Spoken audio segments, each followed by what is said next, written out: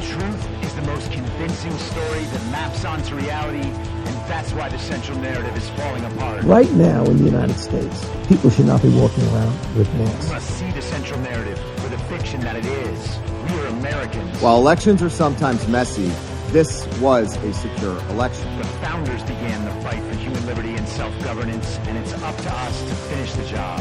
I'll tell you what, we are in a truth emergency right now. This is the end game.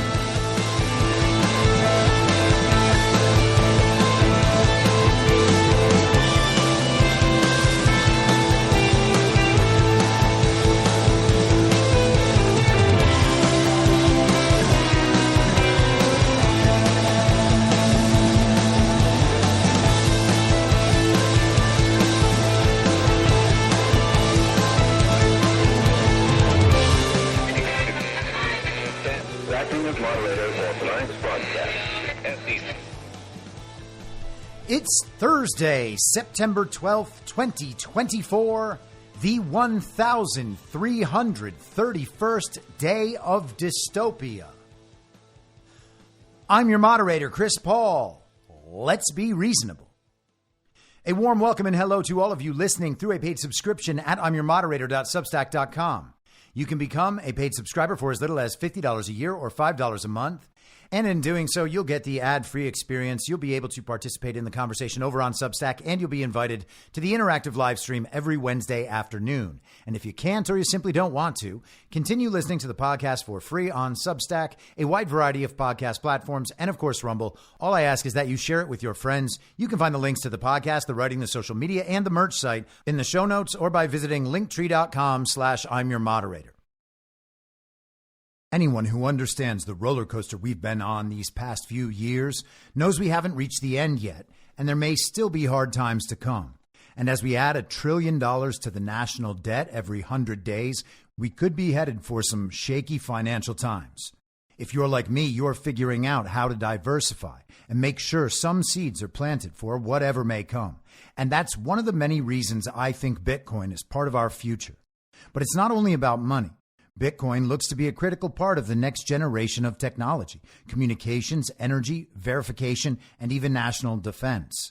I'd encourage everyone to do their research and do it now. And if you're convinced of the likelihood that Bitcoin is an essential part of our future, then you'll need an on-ramp. I recommend River.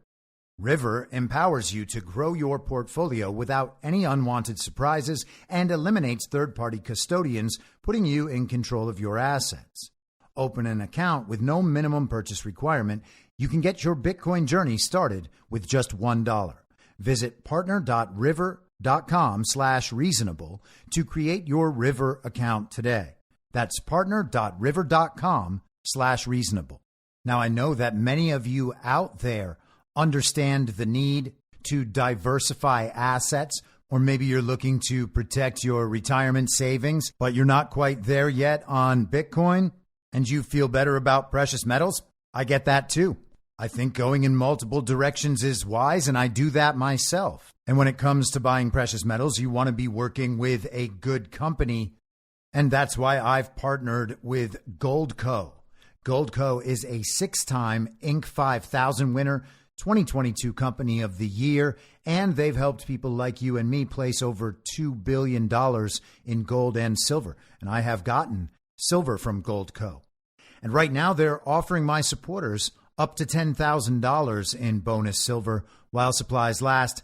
Don't pass this offer up. Go to reasonablegold.com now. This is your opportunity to protect you and your family from an out-of-control government before it's too late. So don't wait a second longer. Take action today. Click on the link in the podcast notes or go to reasonablegold.com now and get your free gold kit, your free IRA kit. You'll be glad you did.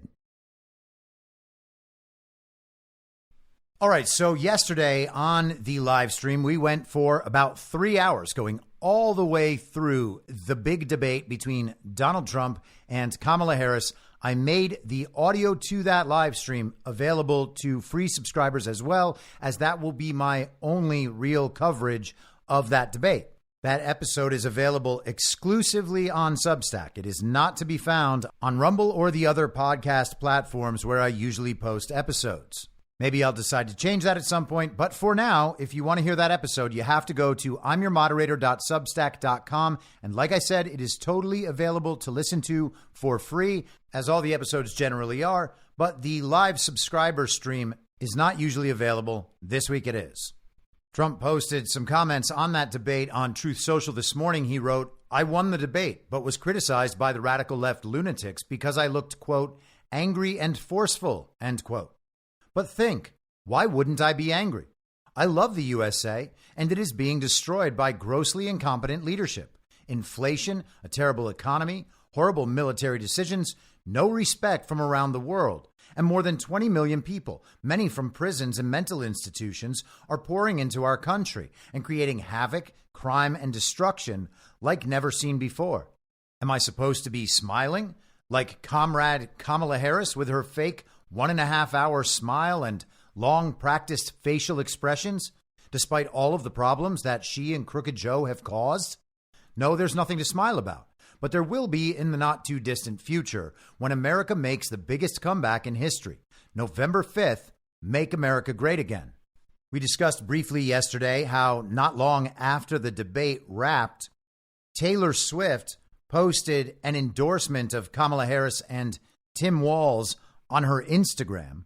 The extremely important quote-unquote billionaire pop star coming out strongly in favor of LGBTQ plus, IVF, and abortion, setting a strong example for young girls everywhere.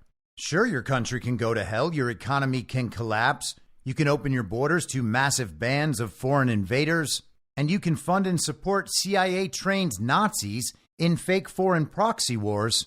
But who cares about any of that when the real priorities are creating a second gay pride week and protecting women from having families? That's called supporting women. Now, I forgot to mention that Taylor Swift's comments were turned off on that Instagram post, so no one could reply to her and tell her what they thought of her decision to go out and endorse the fake Vice President Kamala and the fake Vice President's fake Vice President, Tim Walz. You may have seen some of the headlines over the last couple of days, these indirect proofs of how everyone knows Kamala really won that debate. I saw one in Slate that says the reaction of Fox News hosts let you know who really won the debate. Ah, yes, those strong MAGA allies over at Fox News. The subtleties in their on-air reactions tell us that actually Kamala won. And I guess since we all form our beliefs based on what Fox News hosts seem to believe based on their facial expressions, now we all know who won too. That's just the science, but don't get carried away. It's important not to assume anything about the fact that Taylor Swift's comments were turned off for that Instagram post. You would be wrong to assume that it would show an overwhelmingly negative reaction to Taylor Swift coming out in favor of making the fake vice president the next fake president. That definitely wouldn't have happened. And to make sure that it definitely didn't happen, they turned the comments off. Because the last thing you need when running a propaganda operation is for the public to learn and understand that no one actually believes the propaganda. Why deal with all that consent when you can simply censor it all and silence it? I mean, Zig Heil, am I right? Now, all of that is just a conspiracy theory. Taylor Swift is actually a highly effective propagandist. This is according to CNBC last night. Taylor Swift's endorsement of Harris drives nearly 338,000 users to government voting website. Her post encouraged people to go to vote.gov. And this is not the first time that she's led a voter registration drive. We're told that every time Taylor Swift gets involved in politics, all of a sudden, all these people register to vote. It's essentially a very effective cover story for the laundering of hundreds of thousands of fraudulent voter registrations happening all the time around the country. And to be clear, I'm not suggesting that no real person went and registered to vote as a result of Taylor Swift's post and endorsement. But I am saying there are millions upon millions of false, fraudulent, ineligible, dead, moved away voter registrations in the voter rolls across all 50 states, with thousands of new ineligible, fake, fraudulent voter registrations coming in all the time. And if you're going to have a big spike in voter registrations, well, then you need to have an explanation for why that happened. What could be better than pretending that Kamala Harris had a good debate performance and that Taylor Swift's midnight endorsement of Harris caused hundreds of thousands of brain-dead Swifties to use their personal data to create the raw materials for the next stolen election. Taylor Swift's relationship and her involvement in politics was just a conspiracy theory. Back in January and February, I did an episode of this show on that issue. It's called Swift Dismissal. I think it's January 29th of this year. But it's not a conspiracy theory anymore. Back then, she was considering voting for Joe Biden. That wasn't good enough. Now she gets to endorse Kamala. So she is all in. And Kamala has the exact same policies as Joe Biden and supports the very same regime that every president aside from Donald Trump for the last 30 plus years has supported. But she had to wait for the perfect moment. And that perfect moment happens to be right after Kamala Harris's debate performance. Got to make sure Kamala looks like she won. Now, you might recall that back in January, in that episode, there was a big New York Times article. The headline of that article was Inside Biden's Anti-Trump Battle Plan and Where Taylor Swift Fits In. And there was a very odd wrinkle in that article. It said, unlike in 2020, the president and his team believe that the end of the election will not be in November, but on January 6th, 2025, when Congress will count the Electoral College votes. Isn't it amazing that they could know something like that back in January? They're just telling us flat out the election is not going to be over on November 5th. You have to wonder why. Amusingly, in that same article, they quote Governor Tim Walz of Minnesota.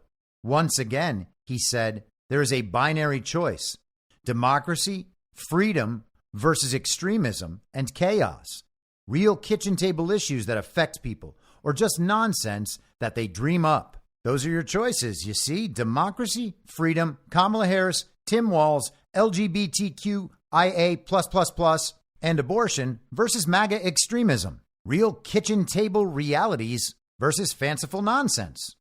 And speaking of fanciful nonsense, we talked on Tuesday about how Elon Musk was launching one of his billionaire friends into outer space. They were going to attempt the first spacewalk in 52 years. And of course, it didn't have to be that way. The science could have gotten us to space at any time. The science just didn't want to. It wasn't in the mood. Earth's Van Allen belt stays on. It's not the right time right now. What do you think? The science is a piece of meat? It'll just take you into space anytime you ask? No, that's not how the science works. Well, today we were treated to 3 hours of static and announcer, and then eventually some billionaire in a spacesuit whose top half appeared to be bobbing just above the exit portal of his spaceship. Did it look like he was just floating around in a pool of water? Yes, of course it did. But that's not what it was. They were in space. You could tell they were in space because in the background, you could see a slightly curvy looking Earth. And that's not the sort of thing you can just fake. I mean, except in Hollywood movies. They've been faking that in Hollywood movies for 6 decades. Sometimes they even fake things the same way they do in Hollywood movies, and then they tell us they're real. Like when we landed on the moon in that little lunar lander made out of shower rods and tinfoil. But the moment has happened. Space history has been made, although not really, because this stuff, at least we're told, we've totally done before. Not in a very long time, mind you, but we have never done it in a commercial space flight. And that, my friends, is what makes all the difference. This is not a government project. This is a private commercial project, despite receiving $5 billion from NASA. But hey, congratulations to everyone involved and to everyone who believes this, who feels like they personally have also accomplished something. Space, we've totally been there. It's time to make space real again. And hey guys, if you're too triggered, understand that I know there's a sky and I know there's cyberspace. But if you think we're about to go colonize Mars, you need your head examined. The Associated Press reported it this way. Tech entrepreneur Jared Isaacman teamed up with SpaceX to test the company's brand new spacesuits on his chartered flight. The daring feat also saw SpaceX engineer Sarah Gillis going out once Isaacman was safely back inside. This spacewalk was simple and quick. The hatch was open barely a half hour, compared with the drawn-out affairs conducted by NASA. Astronauts at the International Space Station often need to move across the sprawling complex for repairs, always traveling in pairs and lugging gear. Station spacewalks can last 7 to 8 hours. This one clocked in at less than 2 hours. Isaacman emerged first, joining a small elite group of spacewalkers who until now had included only professional astronauts from a dozen countries. Back at home, we all have a lot of work to do, but from here, it sure looks like a perfect world, Isaacman said as the capsule soared above the South Pacific. Cameras on board caught his silhouette, waist high at the hatch, with the blue earth beneath. Oh, it is so glorious, hallelujah. Here is Elon Musk. Well, I think it looks so ridiculous and impossible. And you can tell it's real because it looks so fake, honestly. We'd have way better CGI if it was fake.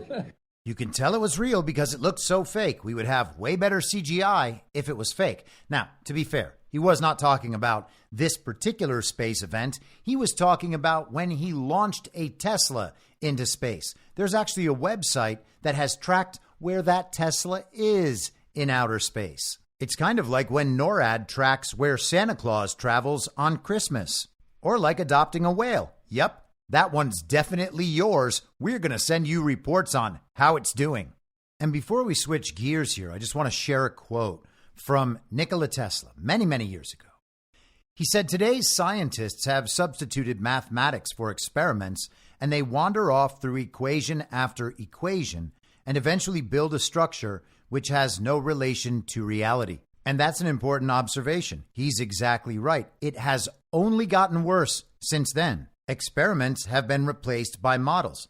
Economic models, climate change models, COVID models, political polling models, and of course, space models. How do they know the sun is 93 million miles away? Models. It's all just models. It's all just math. And they pretend that because their equations, quote unquote, work, they must represent some sort of physical reality, despite being totally unproven and, as far as anyone knows, unprovable as having any representation in a physical reality whatsoever. That's the point at which you just have to trust the science and prepare yourself for the next solar flare. Now, you might think, let's stop talking about this crazy stuff and get down to business here in Reality Prime, this hard and fast material reality that we all share. Let's return to the objectivity of it all, something we can all understand. Well, okay. Here's the New York Post from yesterday. Biden dons Trump hat in visit to Shanksville, PA fire station on 9/11 anniversary. Here's Joe Biden previewing his 9/11 schedule on Tuesday. Going up to my granddaughter's birthday in New York. Then we're going to watch a debate. And then tomorrow I'm doing 9/11. I spoke to the vice president. She seems calm, cool, and collected. I think she's going to do great. And I'm not going to tell you what advice I gave. Now, I know that was a bit difficult to hear, but Joe Biden said that he was going to go to his granddaughter's birthday and then he's going to do 9/11. And to be honest, no one can do 9/11 like Joe Biden can. Let's go back to the New York Post and see just how well he does it. President Biden briefly put on a red Trump hat Wednesday during a visit to a fire station in Shanksville, PA, where he mingled with first responders after marking the 23rd anniversary of the September 11th, 2001 terrorist attacks, also known as the U.S. government attacks on its own citizens. "I'm proud of you now, you old fart," the Trump supporter who handed the president his red Trump 2024 hat told Biden. Video obtained by conservative influencer Benny Johnson shows. So a Trump supporter called the quote-unquote president an old fart and then handed him a red Trump hat that the fake president immediately put on his own head with a big grin. And by the way, Benny Johnson, you might remember from last week, was one of the people involved in the DOJ's investigation of Tenet Media, a company Johnson is affiliated with for having taken $10 million from Russians. Back to the Post. Footage of Biden, 81, donning the hat was quickly shared by the Trump-Vance campaign, and the White House later confirmed that the president had tried on the headwear in the spirit of bipartisanship. At the Shanksville fire station, POTUS spoke about the country's bipartisan unity after 9/11 and said we needed to get back to that. White House Senior Deputy Press Secretary Andrew Bates wrote on X, formerly Twitter. As a gesture, he gave a hat to a Trump supporter who then said that in the same spirit, POTUS should put on his Trump cap. He briefly wore it. Ah, yes, totally natural after 3.5+ years of talking about how Donald Trump is an insurrectionist. He led a violent insurrection to attempt to overthrow the country, and his supporters are MAGA extremists. But in the spirit of quote unquote bipartisanship, the day after the biggest debate the world has ever known, Joe Biden, the very real president who definitely received 81 million real lawful American votes, takes a Trump hat and just sticks it on his head and smiles real big for the cameras. Toward the end of the article, the Post recalls Biden's Hitler-esque speech in Philadelphia, where he said too much of what's happening in our country today is not normal. Donald Trump and the MAGA Republicans represent an extremism that threatens the very foundations of our republic. But sure, the president who is constantly surrounded by chaperones, leading a very real White House with a sprawling PR and communications and media operation, they let this corrupted, demented, perverted old fool put on a Trump hat on Kamala's big day, not 24 hours after getting a massive endorsement from T. Swift. What could explain such a thing? I guess we'll never know. One last note from that Post article. It says, ironically, during Tuesday night's debate with Vice President Kamala Harris, Trump mused about sending the Democrat nominee one of his trademark red Make America Great Again hats while needling her for poaching his ideas, and that has become a staple of his recent speeches. But here's the crazy thing, and I didn't discover this. People pointed this out online. 3 years ago, on the exact same date, September 11th, in the exact same place, for the exact same event, Biden visiting the Shanksville Fire Department on September 11th, Biden posed for a picture with his COVID mask down on his chin, surrounded by children in Trump hats. And in the background, on top of some lockers, was a cardboard box with a big Q printed on it. It's all real, though. Every bit of it is real, including and especially Joe Biden as president. Joe Biden is a very real president. Don't ever listen to anyone who tells you otherwise. 81 million real lawful American votes, followed by totally normal, lawful certifications, followed by an equally real inauguration, and nearly 4 years now of that decrepit mentee of a Klansman at the switch, controlling the levers of power, exercising the full authority of the President of the United States of America. Donald Trump mentioned in the debate that the American people don't even know who the president is anymore. Joe Biden cannot possibly be president. He has disappeared from the scene almost completely. He goes on 3-week beach vacations. He does nothing. No one respects him. No one defers to him. Kamala pretends she doesn't even know him. And as a result of this process, more people than ever before understand that neither Joe Biden nor Kamala Harris, even if she becomes fake president, would ever be exercising any of their own authority or initiative anyway. They are controlled by other forces, as all presidents, with the exception of possibly Donald Trump, have been before them.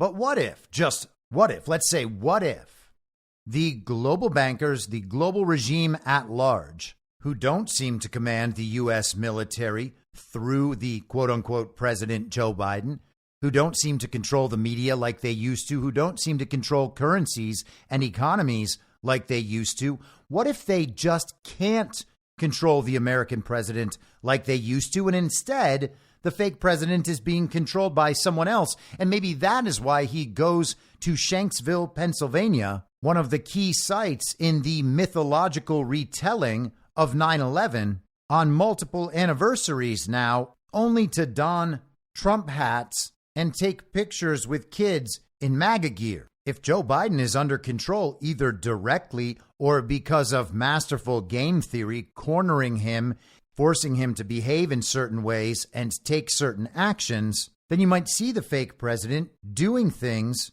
that would normally be done by Donald Trump. You might see him even implementing Donald Trump policies when it comes to, for instance, keeping in place Donald Trump's tariffs on the Chinese, as was also discussed in the debate 2 nights ago. You might see his administration taking credit for things Donald Trump did and then his administration negated and then put back in place, like that whole insulin thing. And you might see them extending Donald Trump's executive orders, even if they happen to be the very executive orders that could spell out the downfall of the entire uniparty. And that's what happened on Monday.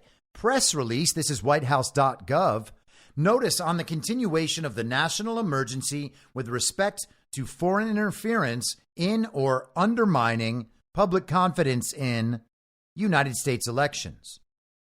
On September 12, 2018, by Executive Order 13848, the President declared a national emergency pursuant to the International Emergency Economic Powers Act to deal with the unusual and extraordinary threat to the national security and foreign policy of the United States constituted by the threat of foreign interference in or undermining public confidence in United States elections. Although there has been no evidence of a foreign power altering the outcomes or vote tabulation in any United States election, foreign powers have historically sought to exploit America's free and open political system. In recent years, the proliferation of digital devices and internet-based communications has created significant vulnerabilities and magnified the scope and intensity of the threat of foreign interference. The ability of persons located, in whole or in substantial part, outside the United States to interfere in or undermine public confidence in United States elections, including through the unauthorized accessing of election and campaign infrastructure or the covert distribution of propaganda and disinformation, continues to pose an unusual and extraordinary threat to the national security and foreign policy of the United States. For this reason, the national emergency declared on September 12, 2018, must continue in effect beyond September 12, 2024. Therefore, in accordance with Section 202D of the National Emergencies Act, I am continuing for 1 year the national emergency declared in Executive Order 13848 with respect to the threat of foreign interference in or undermining public confidence in United States elections. Now, the title of that original executive order was Executive Order 13848, imposing certain sanctions in the event of foreign interference in a United States election.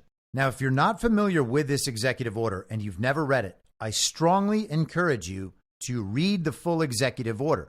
I would also encourage you to go to devolution.link because my friend John Harold, the founder of Badlands Media, also known as Patel Patriot, has done quite a bit of work on this subject. But for the sake of this particular podcast and in the interest of both my time and yours, I had Perplexity AI summarize the penalties that could be enacted for violations of Executive Order 13848. First, asset blocking. The order authorizes the blocking of all property and interests in property within the United States of individuals or entities determined to have directly or indirectly engaged in, sponsored, concealed, or otherwise been complicit in foreign interference in a U.S. election. Now, again, this executive order was signed September 12th, 2018, so before the 2018 midterms and obviously well before the 2020 election and the 2022 midterms and, of course, the off-year elections as well. Donald Trump and the people around him knew, obviously, that foreign interference in American elections was already occurring, or the executive order would not have been necessary. To think that none of this has been implemented or acted on would be insane. Let's continue. The Secretary of the Treasury, in consultation with other officials, can prohibit U.S. financial institutions from making loans or providing credit to designated individuals or entities. The order allows for the imposition of travel restrictions on foreign individuals involved in election interference. This can include denying entry into the United States or revoking visas. There are additional measures as well. The president is granted broad authority to take additional steps as necessary to address the national emergency declared in the order, including prohibiting investments or purchases involving sanctioned individuals or entities, restricting imports from or exports to sanctioned parties, suspending diplomatic relations with countries found to be involved in election interference. Trump had another executive order with similar enforcement mechanisms to deal with human trafficking, and another one, Executive Order 13984, signed a day before he quote unquote left office, that imposes similar penalties for malicious cyber-enabled activities.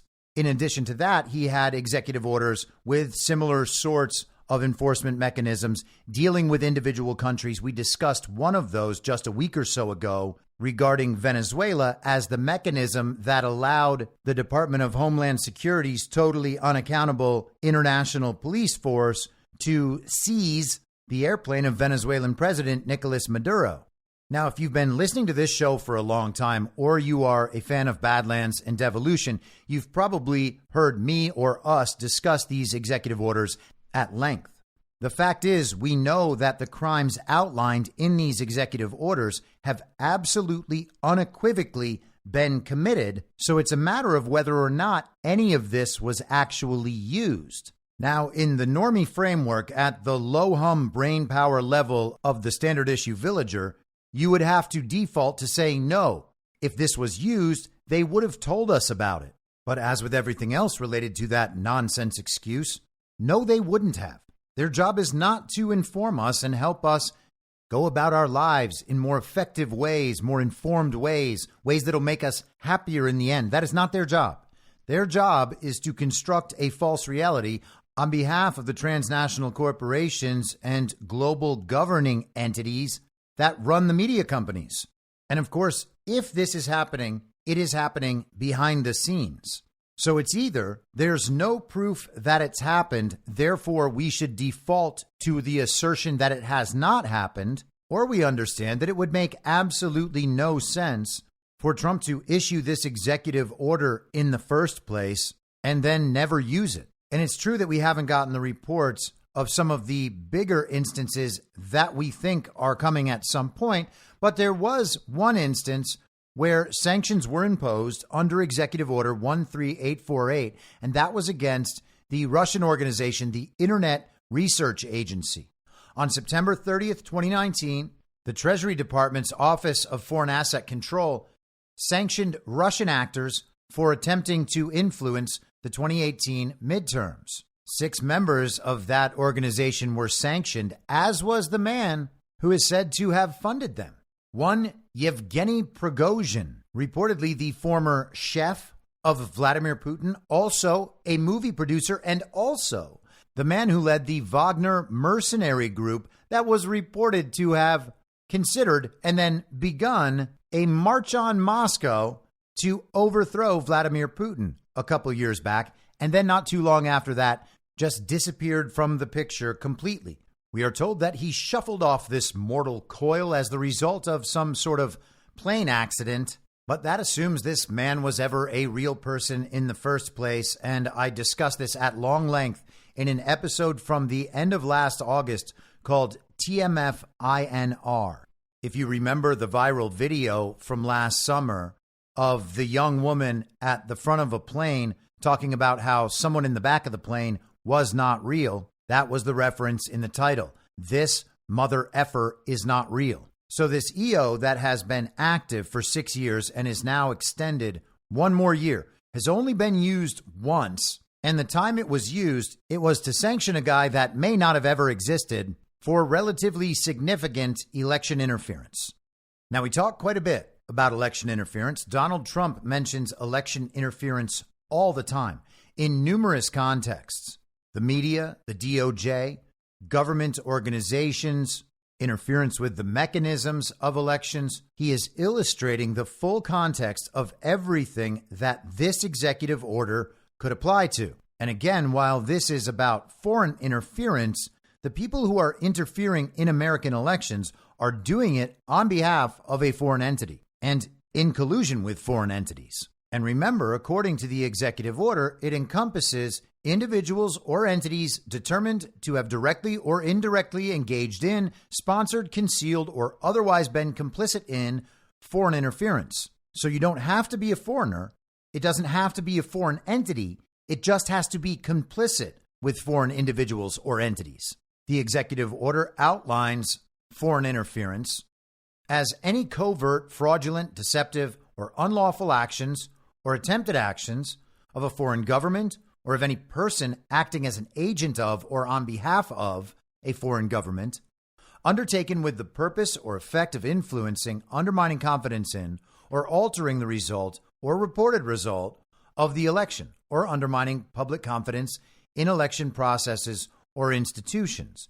And that definition has changed in subtle ways over time. The definition covers a range of potential activities, including unauthorized accessing of election and campaign infrastructure, covert distribution of propaganda and disinformation, actions aimed at undermining public confidence in elections, attempts to alter election results or reported results, and efforts to influence the outcome of an election. This really is fairly broad and wide-ranging. And considering the enormity of the election theft operation, not only in this country but worldwide, this really is quite a powerful cleanup tool if indeed the enforcement mechanism can be effectively applied.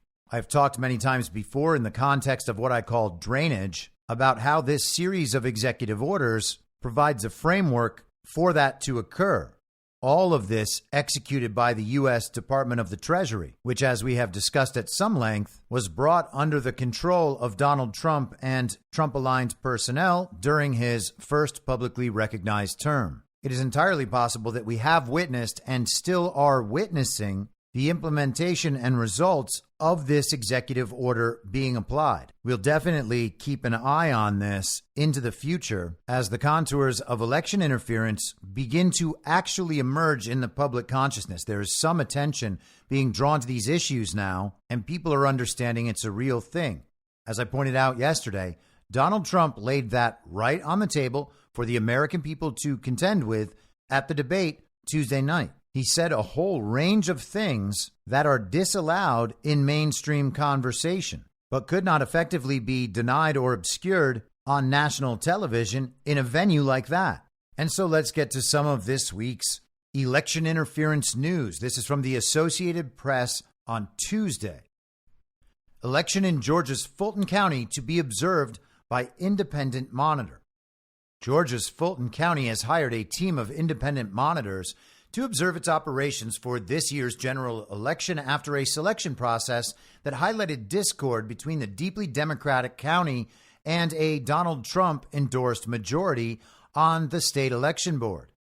The monitoring of Fulton's elections was proposed by state election board members earlier this year as they discussed a case against the county that included findings of double scanning of some ballots during an election recount in 2020 that was closed with a reprimand.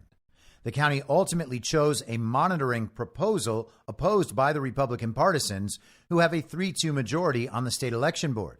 The county was within its rights to do that, according to a legal opinion written by State Attorney General Chris Carr and obtained by the Associated Press. Carr wrote that the state election board doesn't have the authority to order an election monitor, and that Fulton's agreement to propose and pay for a monitoring team was voluntary. Carr's opinion, dated August 19th, cautioned that if the state board failed to approve the monitoring team Fulton had chosen, or if the board tried to reopen the 2020 investigation, it, quote, appears highly likely that no monitoring team will be engaged. They don't want you to look at that bad stuff, and if you do, they're going to take their ball and go home. Despite Carr's prediction, county commissioners voted 5-2 last week to approve a $99,600 contract proposal from Ryan Germany, a former chief lawyer for the Secretary of State's office. The county's Board of Registration and Elections had already signed off on the proposal in July and last month voted to reaffirm its approval. We look forward to working with Fulton County, and we think it shows a commitment to ensuring a well-run election in 2024, Germany said. Ryan Germany was the attorney for Georgia Republican Secretary of State Brad Raffensperger on that infamous phone call where Donald Trump asked Raffensperger to find 11,800 fraudulent votes in order to flip Georgia. The article notes that after a particularly disastrous primary election in 2020, an independent monitor was brought in to examine the county's election practices during the general election as part of an agreement with the state election board. He documented sloppy processes and systematic disorganization, but they say found no evidence of illegality or fraud. I would recommend that you read that report yourself. It describes an election so poorly and unlawfully run that no one in Georgia or in the United States should have any faith that Georgia is capable of running an election that can provide legitimate outcomes. And of course, Georgia's not the only one. There's not a state in this country that can be trusted to do that.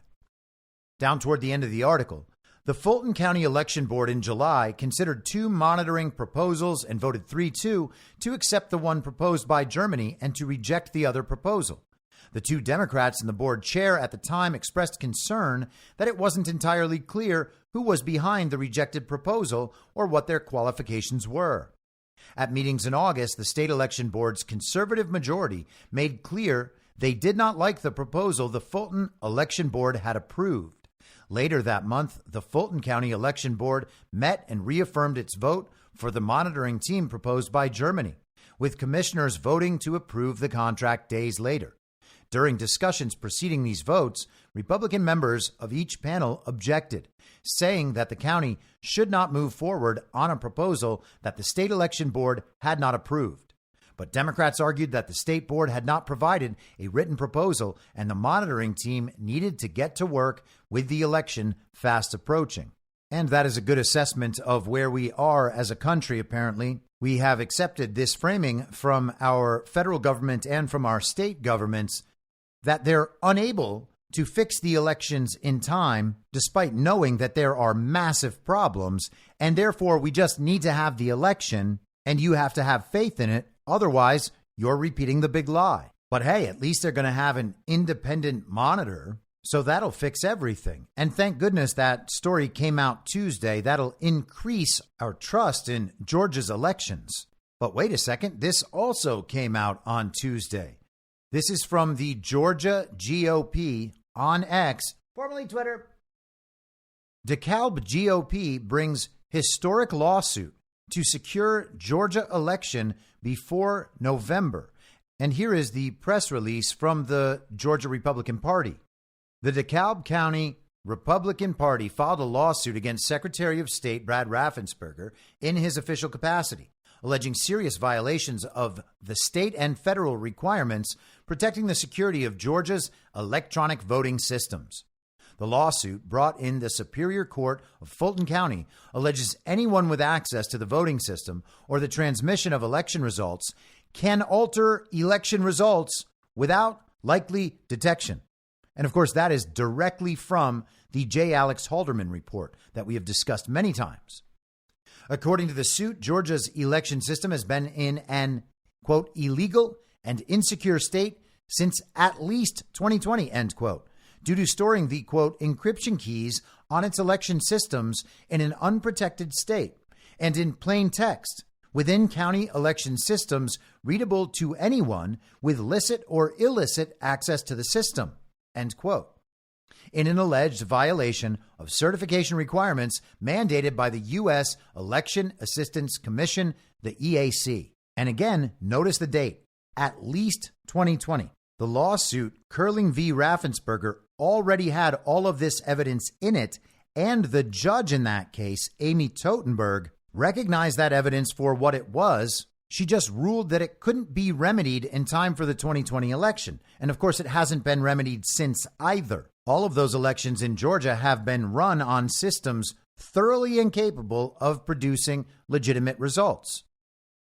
The plaintiffs also allege that an internal Dominion email acknowledges that with unencrypted databases, quote, the integrity of the election data and results cannot be guaranteed, end quote. The lawsuit also alleges that access to encryption keys allows one to, quote, decrypt the administrative and technician passwords for these counties' election systems, end quote. Cybersecurity and election experts consulted by the plaintiffs claimed the way in which the encryption keys and passcodes to the voting systems are stored is, quote, an egregious, inexcusable violation of long-standing basic cybersecurity best practices, end quote. According to an email cited in the complaint, Secretary of State General Counsel Charlene McGowan and the Secretary's office have been aware of this issue since at least March of 2024. Specifically, the lawsuit alleges that, quote, any malicious actor with remote or on-site access exploiting availability of the encryption keys in plain text can change information and election results in any of these categories without likely detection, end quote. As one expert testified, quote, simply put, this is like a bank having the most secure vault in the world, touting how secure it is to the public, and then taping the combination in large font type on the wall next to the vault door, end quote. Georgians and Americans deserve better. The DeKalb County Republican Party applied for a writ of mandamus to compel Secretary Raffensperger to comply with election security requirements and to provide additional transparency. A hearing has been set for September 30th, 2024, to address these security concerns. The DeKalb County Republican Party is seeking a court order to force the secretary to comply with the law and to provide access to all system log files, cast vote records, and ballot images within 24 hours of the close of polls to ensure the system is secure and results are not manipulated. This lawsuit is a critical step to secure the 2024 election for all valid Georgia voters prior to the November general election. Stay tuned to this important lawsuit on behalf of all Georgia voters who want an accurate election result. And so, in addition to Curling v. Raffensperger that has within it the J. Alex Halderman report, it sounds like this new filing references all of that as well. If the judges decide with the DeKalb Republican Party in this lawsuit, I imagine that is the sort of thing that could put us on a pretty fast glide path to having the elections canceled across the board. With that level of scrutiny at this point in the process, carrying out the cheat would be difficult, if not impossible. Unfortunately, even if the judge does side with them, there is still absolutely no way that this particular adjustment could on its own guarantee a legitimate election outcome in Georgia. The election will remain a fake election despite this. But if this makes it easier to prove and this eases the path toward accountability, then wonderful. I'm glad people are doing this work, but even doing this work successfully cannot yield legitimate elections. I would love if it was another way, but it's not, and we should not pretend it is because that seems like the easier road to travel down. Also on Tuesday, this also from X, formerly Twitter, by the account Citizen AG, which is a 501c3 organization dedicated to the defense of and education on our constitutional rights. They write, breaking, a federal judge orders Georgia Secretary of State and Fulton County election officials to appear in court and show cause as to why it should not rule in favor of our colleague Jason Frazier. This in a case Jason Frazier and Earl Ferguson v. Fulton County Department of Registration and Elections. They write, if successful, this will ignite a shockwave nationwide as millions of ineligible voters are stripped from voter rolls. And again, voter registrations are the raw material for the election rigging system. They cannot substantiate the machine-generated election outcomes required to quote-unquote win without the proper number of registrations. Now again, this is great election integrity work and stuff that must be done. The problem, though, is even after the registrations are removed, new registrations can just flow right back in. Many states allow same-day registration. You can register on Election Day and then vote. And even if you think that is a good thing for people to be able to do, it's not individuals doing that that causes concern, except when those individuals are illegal aliens and other people who are not eligible to be voting in that place. The concern is that all of these organizations, like, for instance, Rock the Vote, the NFL's voter drive partner,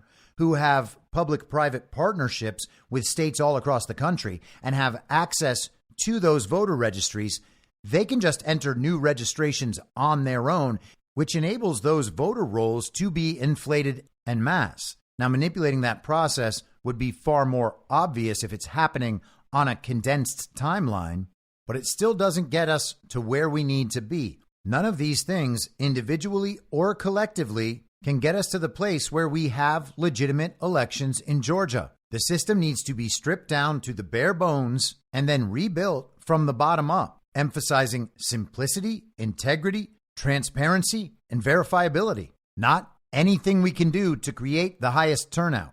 Let's shift to Wisconsin and back to the Associated Press. The Wisconsin Supreme Court will hear a case on the future of the state's elections leader. The Wisconsin Supreme Court on Wednesday said it would hear a lawsuit that could determine whether the state's top election official could remain in her post after Republicans who controlled the state Senate sought to fire her last year. The liberal-controlled court said it would hear the case, but did not immediately set a date for oral arguments. The court almost certainly will not rule before the November 5th election.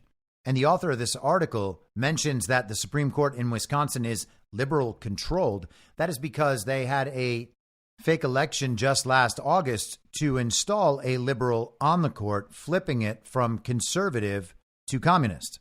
The woman who was installed, Janet Protasiewicz, is essentially a communist activist judge. She was previously a Milwaukee County judge, ran with the backing and deep financial support from Democrats, according to the Associated Press at the time, abortion rights groups, and other liberals in the officially nonpartisan race. She handily defeated her conservative opponent in April of last year, raising expectations among liberals that the new court will soon do away with the state's abortion ban, order new electoral maps to be drawn, and ensure a long line of Democrat successes after 15 years of rulings that largely favored Republicans. And naturally, from the regime and uniparty perspective, all of that is welcome news. Back to the AP article from yesterday.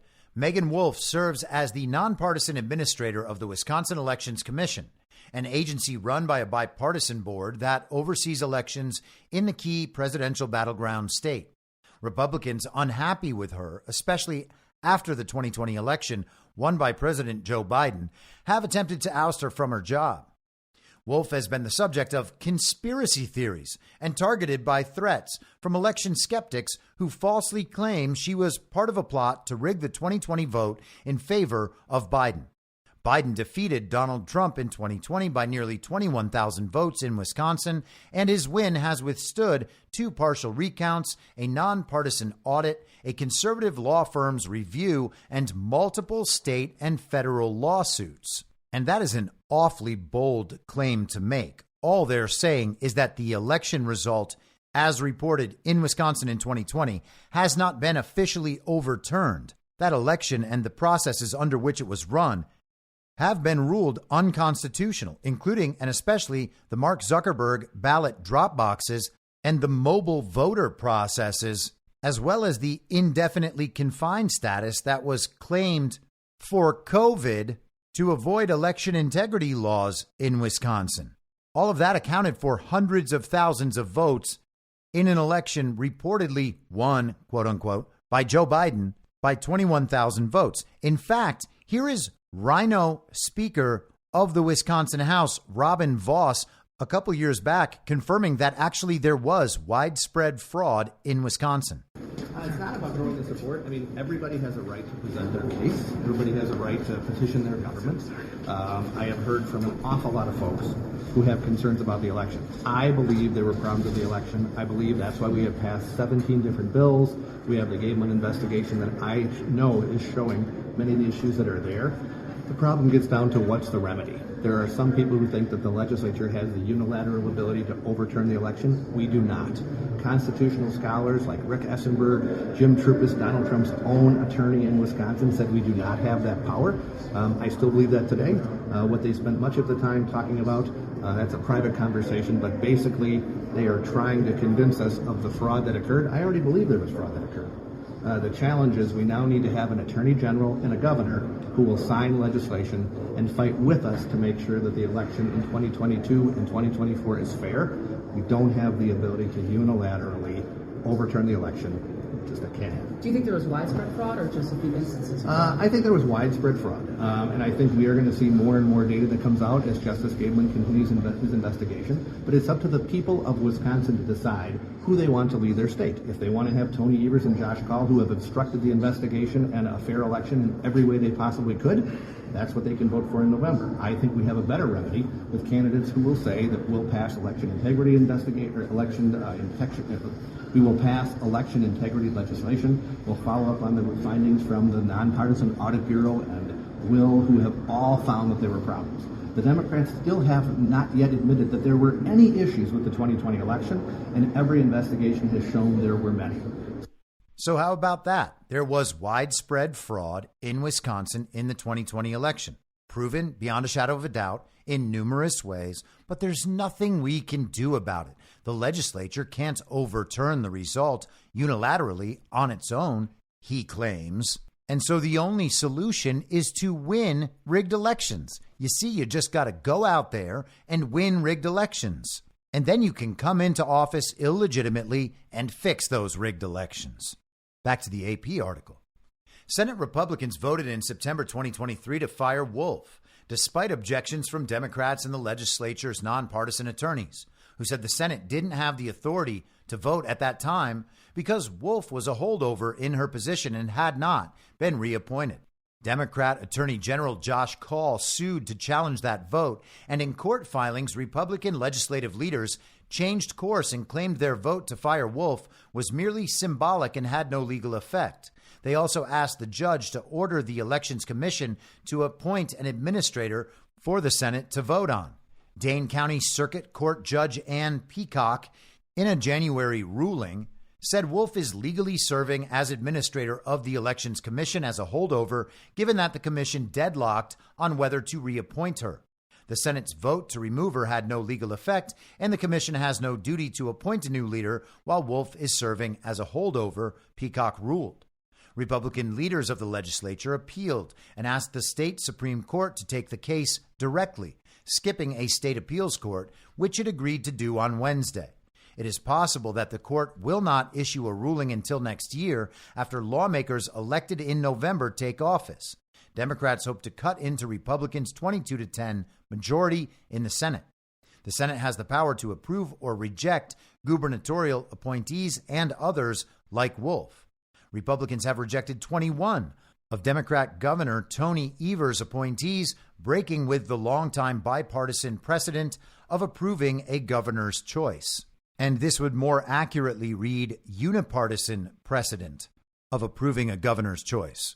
It's strange, isn't it, that all of these Republicans always run on how the country is being overthrown. We are on the verge of disaster. We are at the precipice.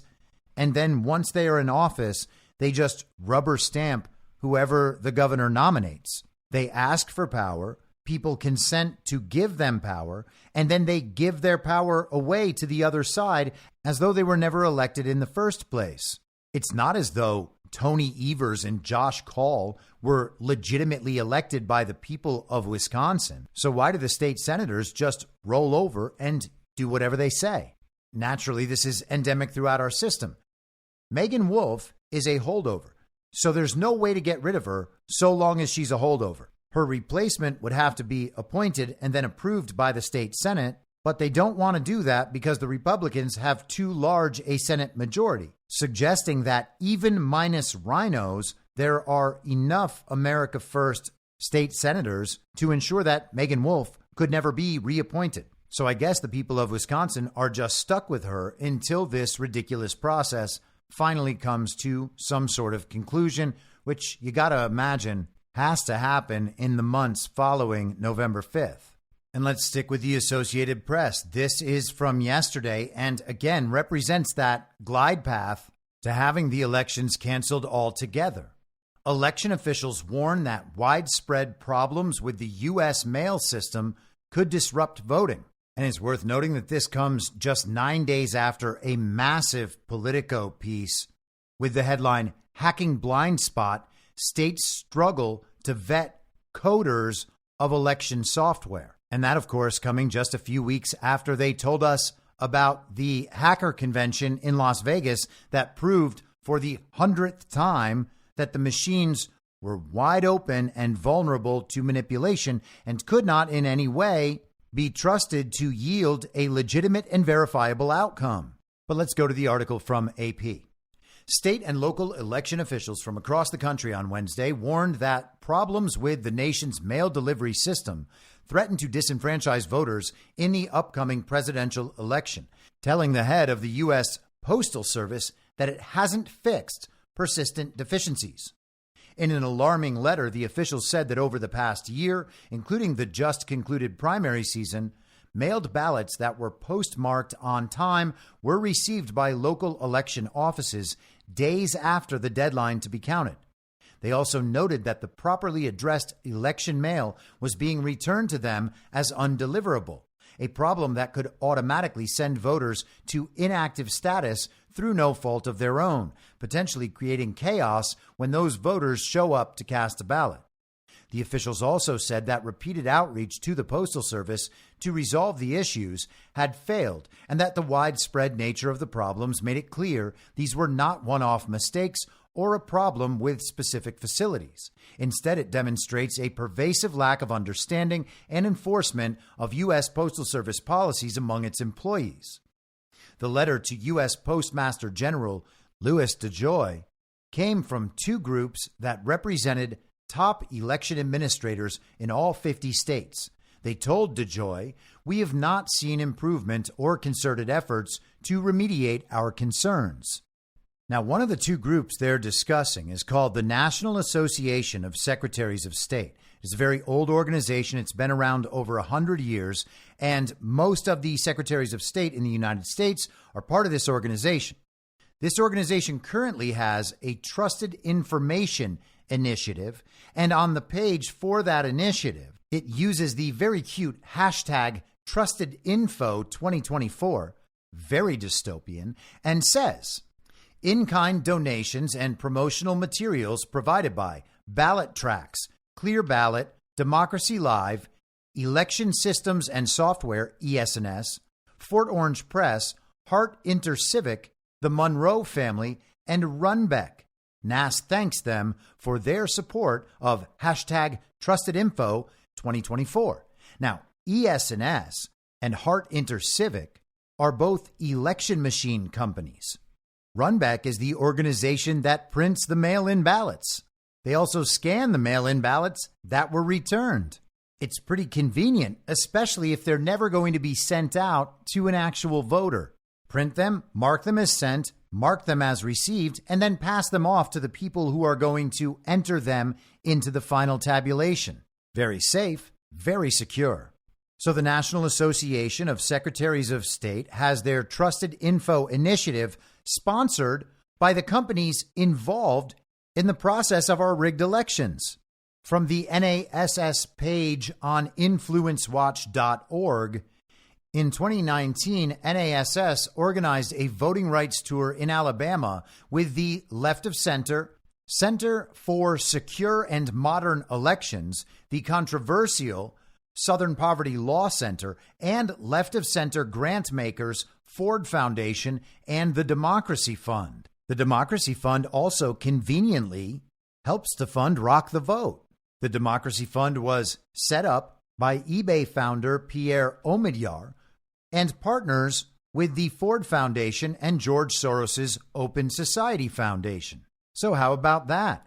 The NASS has corporate affiliates including Meta, formerly known as Facebook, Amazon Web Services, the Center for Internet Security, Clear Ballot, Comcast, Dominion Voting Systems, Microsoft, Thomson Reuters, and the left of center Voting Works, among others. But wait, there's more. You may have heard me talk before about a Judicial Watch FOIA release from the late spring of 2021. And in those FOIA documents, it shows the California Secretary of State's office coordinating with the National Association of Secretaries of State and the social media companies, as well as the PR firm doing public relations for Joe Biden's campaign in 2020, to censor the speech of Americans on the premise of election disinformation. I was one of the people censored by the California Secretary of State, and my face appears in those FOIA documents. So I've been paying attention to this organization now for well over 3 years. The headline on the Judicial Watch article is Smoking Guns on Big Tech Censorship. It's from April 30th, 2021. And in that, you can find the 540 pages of emails from the California Secretary of State's office. But in this article, it talks about the Director of Communications for the National Association of Secretaries of State and how she was emailing the members of that organization, letting them know how they can process requests for censorship. From the article, on August 22nd, 2019, Maria Benson, Director of Communications for the National Association of Secretaries of State, emails the communications directors for Secretaries of State offices that Twitter confirmed that they streamlined their process for government officials to report quote-unquote misinformation. She wrote, "Great news. Twitter is now onboarding states into their Disinformation Partner Support portal. Once onboarded, you will be able to directly report mis and disinformation instead of having to submit it to me first." So prior to being onboarded into that special portal, they would just email Maria Benson from the National Association of Secretaries of State, and then she would request the censorship of American citizens. Let's continue. Benson also gives contact information for Facebook and Google complaints and says, if any of the items you reported do not get prompt attention, please let me know and I can also reach out to the companies. On September 24th, 2019, the California Secretary of State's office confirms that it plans to participate in Facebook's misinformation training, which is a review from Facebook on the monitoring guidelines for reporting misinformation and teaches participants how to use the direct reporting channel Facebook opened for them. On October 1st, 2020, Benson forwards information from Twitter about their training to directly remove posts they label as misinformation to the Secretary of State's office. This is described by Twitter as, quote, training on creative and effective content strategies on Twitter in advance of the U.S. election, end quote, as well as, quote, onboarding state and local election officials onto Twitter's partner support portal, end quote. This portal is described as, quote, a dedicated way for critical stakeholders like you to flag concerns directly to Twitter. So they are sponsored by transnational corporations, big tech companies, global philanthropists, and the quote-unquote private companies who operate the election fraud apparatus, and they are directly involved in the censorship of the American people. But let's get back to the AP and the concerns they are now sharing with Trump-appointed Postmaster General Louis DeJoy. DeJoy, by the way, was accused by lunatic liberals of attempting to steal the election on behalf of Donald Trump by manipulating the mail-in ballot process. They accused him of stealing the mailboxes. I don't know if you remember the mailboxes hoax, but the claim was that the blue mailboxes on city streets were being removed to make it harder for people to send back their mail-in ballots. Let's continue. We implore you to take immediate and tangible corrective action to address the ongoing performance issues with U.S. Postal Service election mail service, they added. Failure to do so will risk limiting voter participation and trust in the election process. The Postal Service on Wednesday reiterated DeJoy's assurances that it's well positioned to swiftly deliver election mail despite being in the midst of a network modernization that has caused some delivery hiccups. Mail is currently being delivered in 2.7 days on average, officials said, but the Postal Service is still urging voters not to procrastinate. We are ready to deliver. We were successful in 2020 delivering a historic volume of mail-in ballots. Also in 2022, and will do so again in November 2024, Adrienne Marshall, Director of Election Mail and Government Services, said in a statement. The two groups, the National Association of Secretaries of State and the National Association of State Election Directors, said local election officials in, quote, nearly every state, end quote, are receiving timely postmarked ballots after Election Day and outside the 3 to 5 business days USPS claims as the standard for first-class mail. And of course, they need everybody to understand that they have lodged these concerns so that they can then justify accepting mail-in ballots after the deadline, which means they're creating mail-in ballots after the deadline, probably with Runback, and then processing them through as though they're all legal and legitimate. The letter comes less than 2 weeks after DeJoy said in an interview that the Postal Service was ready to handle a flood of mail-in ballots expected as part of this November's presidential election, and as former President Donald Trump continues to sow doubts about U.S. elections by falsely claiming he won in 2020. That year, amid the global pandemic, election officials reported sending just over 69 million ballots in the mail, a substantial increase from 4 years earlier. While it's likely that number will be smaller now, many voters have embraced mail voting and come to rely on it. And both Democrats and Republicans have launched efforts to push supporters to vote early, either in person or by mail to, quote unquote, bank their votes before Election Day on November 5th. And of course, the Uniparty supports that. That helps them rig elections. The letter went out on the day the first mailed ballots of this year's general election were being sent to absentee voters in Alabama. Postal Service officials told reporters last month that almost 98% of ballots were returned to election officials within 3 days in 2020. And in 2022, the figure was nearly 99%. DeJoy said he would like to inch closer to 100% this election cycle, and that the Postal Service is better positioned to handle ballots than 4 years ago. But officials in rural states have been critical of the Postal Service for years, as it has consolidated mail processing centers to cut its cost and financial losses.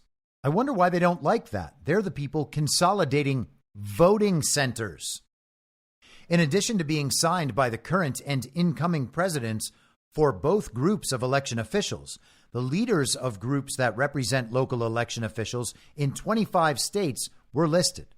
The election officials warned that any election mail returned to an election office as undeliverable could trigger a process outlined in federal law for maintaining accurate lists of registered voters.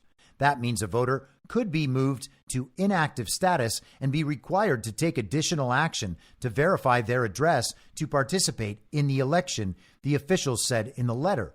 And gosh, the horror of making them actually follow the law.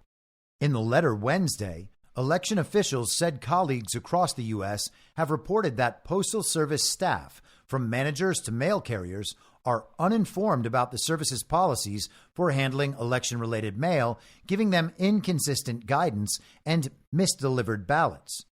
There is no amount of proactive communication election officials can do to account for USPS's inability to meet their own service delivery timelines, the officials wrote. State and local election officials need a committed partner in the U.S. Postal Service. So how about that? 4 years later, and they are trying to exert influence over the U.S. Postal Service, while simultaneously calling the integrity of our elections into doubt. How could they? That is a threat to democracy, or so we are told by all of the people in the National Association of Secretaries of State. Why is there such a consistent effort by regime media to cast doubt on the integrity of our elections? Now, are they setting precedent to contest any election where Donald Trump is declared the winner? Maybe, but I'm inclined to think that it's more likely, as more of this news comes out over the next couple of months, as some of these lawsuits have an impact, and maybe if we finally see some resolution on the totally fraudulent 2020 election, They would be looking for a publicly acceptable premise on which to cancel the entire thing. They wanted mail-in ballots. They got mail-in ballots. Then they said DeJoy was trying to rig the elections against them by influencing the postal process. Now, with fewer people planning to vote by mail and the Postal Service better prepared to handle the volume, they're still concerned about the process. And I have to imagine that they're concerned about some other portion of that process. We shall see. And so let's bring it all the way back around to where we started with Taylor Swift and that article in the New York Times from the end of January that mentioned how they don't consider the election process over until January 6th, 2025. This is Politico from yesterday. Congress to get Super Bowl level protection on January 6th, 2025. And the picture attached to this article is of the fake gallows that were erected outside of the Capitol on the day of the very violent insurrection. This is what the communists pretend Mike Pence was about to be hanged with. The federal government has, for the first time, declared that the certification of the presidential vote next year will be treated as a national special security event, an acknowledgement that the once routine part of the democratic process now carries special risk. Sure it does. The designation by Homeland Security Secretary Alejandro Mayorkas places the January 6th session of Congress on the same security footing as major events such as the Super Bowl or UN General Assembly. It authorizes measures aimed at preventing a reprise of the riot at the Capitol by supporters of Donald Trump seeking to overturn the results of the 2020 election. National special security events are events of the highest national significance. Eric Ranahan, special agent in charge of the Secret Service's Dignitary Protective Division, said in a statement Wednesday announcing the designation. The U.S. Secret Service, in collaboration with our federal, state, and local partners, are committed to developing and implementing a comprehensive and integrated security plan to ensure the safety and security of this event and its participants. The announcement underscores the tense political environment, with polls showing Trump and Vice President Kamala Harris in a close race and a bitterly divided electorate. Yes, that is what the polls show. Reality does not show that. The designation empowers the Secret Service to lead security planning and provide extensive resources to state and local authorities assisting with its implementation. It will mean unprecedented levels of security when Congress certifies the results of the presidential election. On January 6, 2021, thousands of Trump supporters who embraced his lies about a stolen election breached the Capitol in a bid to stop the certification of Joe Biden's win. The mob overwhelmed the outnumbered police on scene until reinforcements arrived from the National Guard and local law enforcement. The January 6th Select Committee that investigated Trump's effort to subvert the election urged the Biden administration to consider declaring next year's January 6th joint session a major security event in its final report. Former Homeland Security Secretary Chad Wolf told the panel that the decision should be, quote unquote, threat driven, and that the designation would unlock new tools for security agencies to deploy in preparation for the event. In its announcement Wednesday, the Secret Service said the move followed a request from D.C. Mayor Muriel Bowser. It also said that a formal planning process is underway and an executive steering committee featuring, quote, senior representatives from federal, state, and local law enforcement and public safety partners, end quote, would begin meeting in the coming weeks. So it sounds like we're going to have the capital of the United States of America, that foreign occupied enclave, once again locked down and surrounded by military. Maybe they'll put the walls up again. Anything to prevent another very violent insurrection, as if all of the stories were actually true. Trump mentioned in the debate the other night that it was actually Nancy Pelosi's fault and Muriel Bowser's fault that the Capitol was not protected in 2021. It has long been known that Donald Trump authorized 10 to 20,000 plus National Guard soldiers to be brought into Washington, D.C. to protect the Capitol on that day. Muriel Bowser wrote a letter that is widely publicly available, declining that offer and saying she's got it. It was all about optics. It was about optics to Nancy Pelosi, too. Trump mentioned that just a few weeks ago, new video came out from the documentary Nancy Pelosi's daughter filmed at the very violent insurrection that day. It was Bring Your Daughter to an Insurrection Day. Amazing that they knew there would be something worth filming. But the clip showed Nancy Pelosi taking responsibility. It was her fault. And here she is on Anderson Cooper saying, no, actually, it's not her fault. Let me just say, what is so offensive to me is that there's some really good Republicans out there who put up with his saying he never offered any National Guard. Even Mitch McConnell joined us in our bipartisan urgent, please send them. Please send the National Guard. And his Secretary of the Army, Secretary of Defense, it takes a lot of time, and he never did until finally he did hours later. More people injured, some people then subsequent to that dying because he wouldn't send the National Guard. So for him to go on TV and lie about it, I mean, he lies all the time. That's the only, I don't know if he knows what the truth is. He's so foreign from it in his statements. But for him to lie about sending the National Guard, I sent it, they refused it. Please, press, don't let him get away with that. That's so ridiculous. And he knows that we do not have control of the security. That's dealt in a different way. Yeah. And the power of the White House. So that is Nancy Pelosi now. Here is video posted by the Oversight Subcommittee on June 10th of this year. Obviously, this was filmed on January 6th, 2021. We have responsibility, Terry. We did not have any accountability for what was going on there, and we should have. This is ridiculous. You're going to ask me in the middle of the thing when they've already breached the inaugural stuff should we call the Capitol Police? I mean, the National Guard? Why weren't the National Guard there to begin with? They thought that they had sufficient resources. That is not a question of how they had. They don't know. They clearly didn't know, and I take responsibility for not having them just prepare for more. Now, her speech was a bit muffled because she was wearing one of those ridiculous high-fashion COVID masks. But she says, I take responsibility for not having them prepare for more. And then there's this released just a couple of weeks ago, but again, obviously filmed on January 6th, 2021.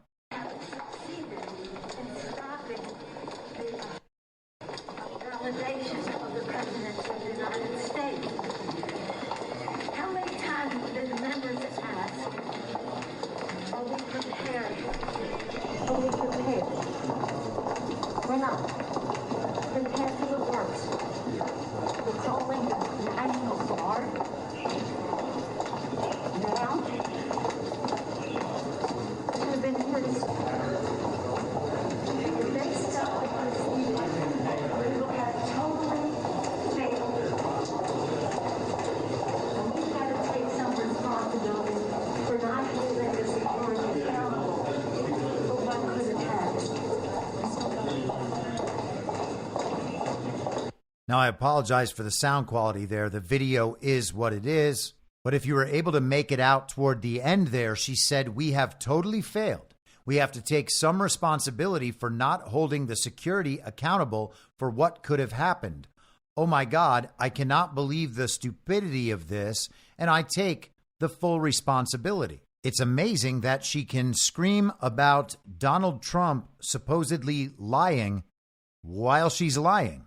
And just one more thing before we go, Donald Trump has updated on Truth Social the status of a potential second debate with Kamala. He said, when a prize fighter loses a fight, the first words out of his mouth are, I want a rematch. Polls clearly show that I won the debate against Comrade Kamala Harris, the Democrats' radical left candidate, on Tuesday night, and she immediately called for a second debate. She and Crooked Joe have destroyed our country, with millions of criminals and mentally deranged people pouring into the USA totally unchecked and unvetted, and with inflation bankrupting our middle class. Everyone knows this and all of the other problems caused by Kamala and Joe. It was discussed in great detail during the first debate with Joe and the second debate with Comrade Harris. She was a no-show at the Fox debate and refused to do NBC and CBS. Kamala should focus on what she should have done during the last almost 4-year period. There will be no third debate. And regarding that no-show, Trump offered a Fox News debate on September 4th. He said if Kamala didn't accept the invitation, he would just do a town hall with Sean Hannity. That is what he did. Now they are trying to get him to do another debate with Kamala, and he has simply said no. As I discussed on the live stream yesterday, it sounded like Sean Hannity, when asking Donald Trump, prodding him about whether or not he'll accept another debate, it sounded like Hannity was the intermediary negotiating on behalf of the global regime in public, or presenting that negotiation on behalf of Donald Trump, potentially. But Trump has now said no. They're not going to get another crack at a chance to get everybody back on the same page in a way that actually benefits them. Too bad. So sad. Maybe Kamala can debate Taylor Swift. I'll be back tomorrow at the same reasonable time on the same reasonable podcast network. I don't have a network. Masks and lockdowns don't work. They lied to you about a pandemic, and Joe Biden will never be president. In my mind, that's the end game. If you're listening for free and would like to support the show, the best way to do that is by signing up for a paid subscription at imyourmoderator.substack.com. You can find the info stream over on Telegram at t.me/veryreasonable. The merch site is cancelcouture.com, and for all my other links, you can visit linktree.com/imyourmoderator. And I'll see you soon. Down on the rain.